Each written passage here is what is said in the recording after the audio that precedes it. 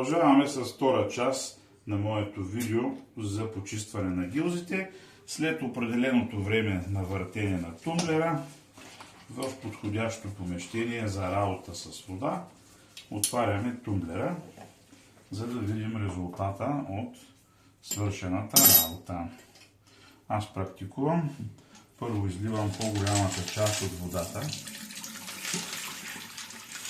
Виждате добре какъв цвят е придобила тя от отделените в нея мръсотии. И като стигнем до ето и положение, когато има опасност иглички да паднат в канала, спираме. Само ще ви демонстрирам резултата от почистването. Както обичам аз да се изразявам, парадните инструменти на Общинския духов оркестър. И в частност, обърнете внимание на капсулните гнезда, които са чудесно почистени.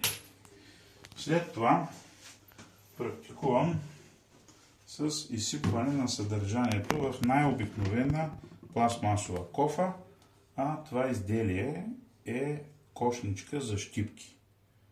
Закупил съм го от голяма верига магазини за хранителни стоки на цена 2,52 лв. Не отричам и тези уреди, които са специално направени за целта, но в нашия случай всеки такъв мрежест обем върши работа.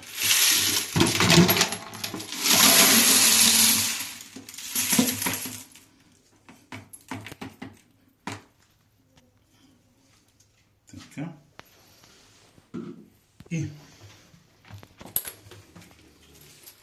първоначалното действие, което се извършва, е